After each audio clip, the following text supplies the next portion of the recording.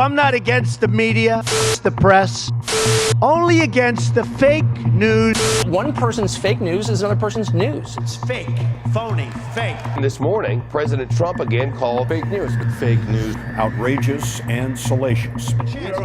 You are attacking our news organization. Can you give us a chance to ask a question, sir? Go ahead. Sir.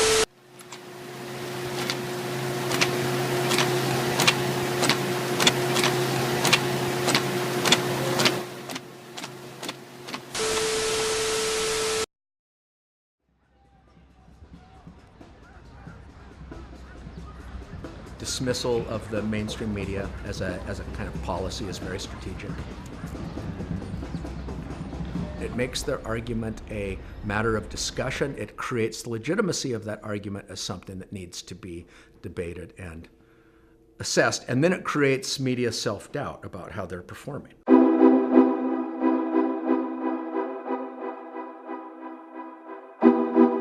Public trust in the media is really critical.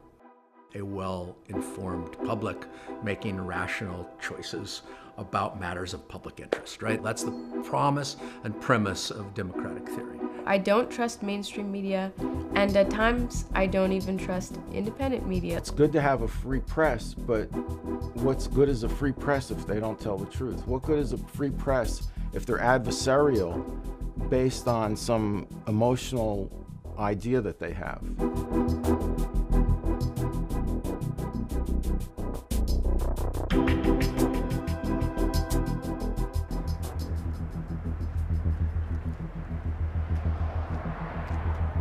When I was growing up, politics wasn't really a matter for discussion. My family was into John F. Kennedy.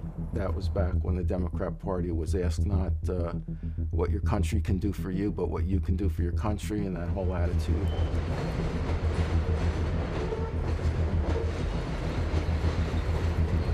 My parents have very religious views. For the most part, the things that I was fed were pretty conservative. As soon as I kind of had my own agency, I definitely became more of a left-leaning person. My main news source is the Pacifica Network, WBAI. I read the New York Times when I can, and I listen to NPR. I use the internet, and I don't know if you'll like this, but I go on the Drudge Report. We all are broadcasters now. We are all sort of news disseminators. And I think that it makes the distribution and dissemination of stories that are unchecked much easier. It's exhausting to feel like you have to check 4 or 5 different sources just to confirm that a piece of news is in fact what you first heard reported. The average person who's not involved with journalism probably doesn't have time for that or the energy to really invest. You have to follow the money, right? So I guess NBC, CBS, these are all big corporations. They get benefits from having good links with the government and getting their, somehow money's coming back to them. There's no doubt about that. The left wing is controlling the press. Mainstream media is hijacked by corporate sponsors. So I rarely feel like the news is too left for me. What the Republicans say and what the Democrats say and what the Republicans say. And that kind of back and forth has a real narrowing effect on what gets talked about. I definitely trust the media more than I trust Trump. I trust the media over him when he makes claims about fake news. The fact that they have excluded media organizations like the New York Times and CNN and others from press briefing is a really startling development. Trump doesn't want to suppress the press and suppress broadcasting. Just because he doesn't let them into the news conference, in my opinion, is like no big deal whatsoever. And the only reason it's concerning them is because it hurts their pride. He's a master of using it. Why would he want to suppress it? There's a kind of authoritarian bravado in this administration, and I think that one of their strategies is to create doubt about every institution that provides a check on their power. I don't check mainstream news sources like MSNBC or CNN, mostly for my own mental health. People who are sort of depend on their local little newspaper, and then they sort of turn on the nightly news and they get blood, right? They get celebrity. That feeds a kind of anxiety, right, about both the world they live in and a kind of distrust of the sources. Press should stick to telling us who, what, when, where, and leave why for the opinion page. I definitely think there's an attack on the press, and it's like the most aggressive form of attack I think I've ever seen on the media. A free press is a press that can report on anything without being afraid of persecution. If you're writing a news story, you have the freedom to go to question anybody in the government about whatever question you want to ask them. That's free press.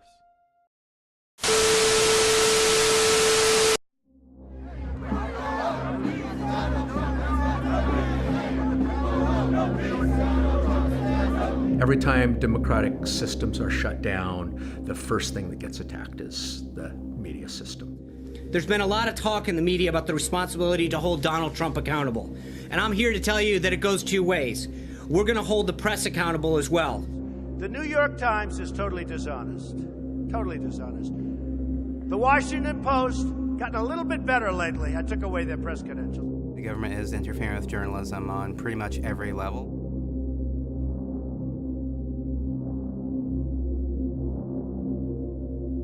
Under the Obama administration, these same things were happening. It was just that Obama had the dignity of at least trying to come up with good reasons, whereas opposed to Trump, very openly and blatantly just trying to suppress anything that he doesn't like.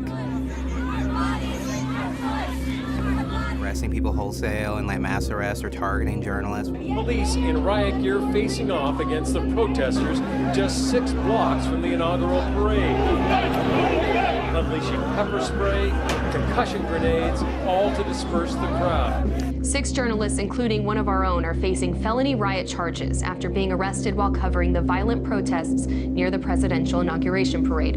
If convicted of the charges, the journalists could face hefty fines and up to 10 years in prison. I was arrested at 10:54 a.m. on Inauguration Day after covering the anti-capitalist march leaving from Logan Circle.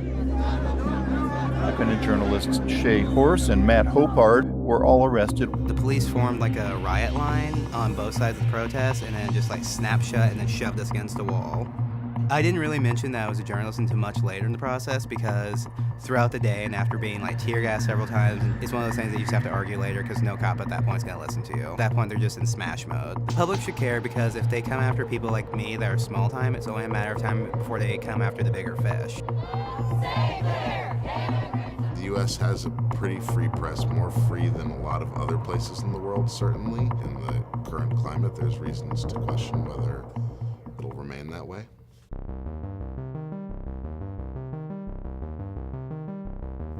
There are struggles for rights everywhere in this country. The media and the way journalism publicizes those things is an umbrella under which they all live. So shutting down the way that the media works and the press works is actually like going to kind of a choke point where you can stop the spread of the information that's needed for all these more siloed struggles for individual rights of groups. I want surveillance of certain mosques, okay?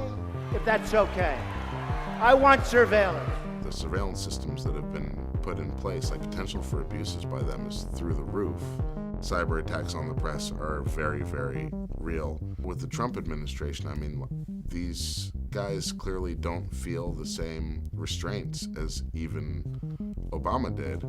Things could get pretty bad. If you want to target journalists, a cyber attack is an attractive mechanism.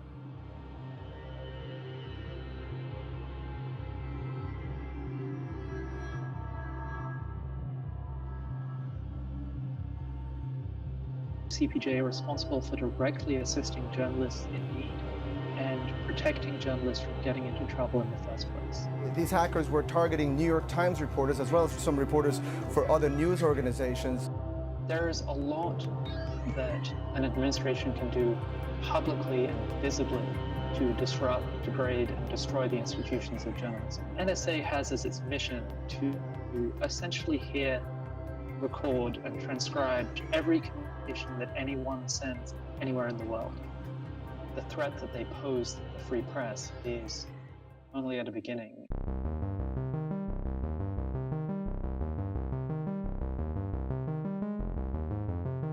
Should you focus on being afraid? That won't help. Should you take measures to protect yourself? Absolutely.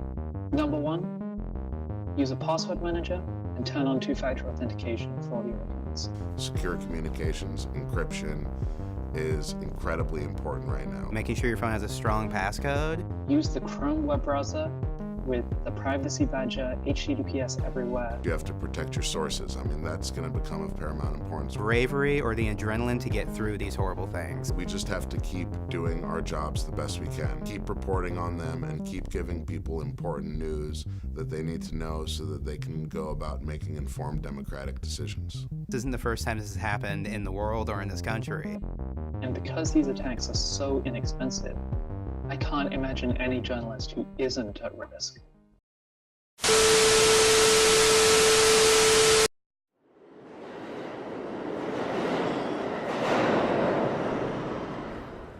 From the beginning, I always knew that if I want to do my journalistic work, there is always a chance to get arrested, to be in prison.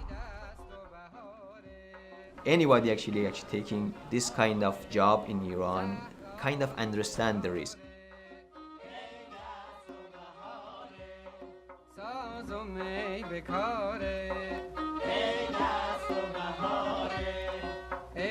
After the Iranian government shut down many of the newspapers and magazines there, reporters turned to the internet, blogging to expose oppression in their nation. Ruzba Amir Ibrahimi is one of them. He was arrested in 2004 and held for 2 months, handcuffed and blindfolded. There was a case in Iran, and the case was actually Zahra Kazemi that I was trying to cover. That was the main reason that I got arrested. Broken bones, bruises, and other traumas. A litany of injuries suffered by Zahra Kazemi. Kazemi, an Iranian-born photographer, was arrested and accused of spying after taking pictures of a Tehran prison in June 2003. 11 days later, she was dead. The Iranian government today finally admitted they beat an international journalist to death. She was in Tehran covering protests by students demanding reforms. During this period, the intelligence service and the judiciary became very sensitive about this issue and my work. What did they accuse you of doing? For example, acting against national security. This is same for everybody in Iran. And other things, publication of falsehoods. They were actually digging to my life to find out what kind of the thing they can find out and to create a prison time for me.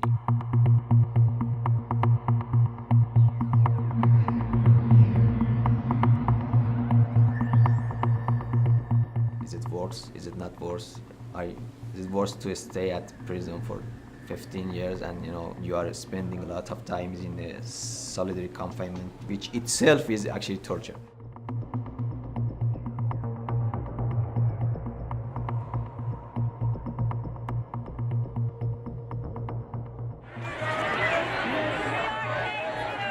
These new things happening in the last few months in the US reminded me exactly the same.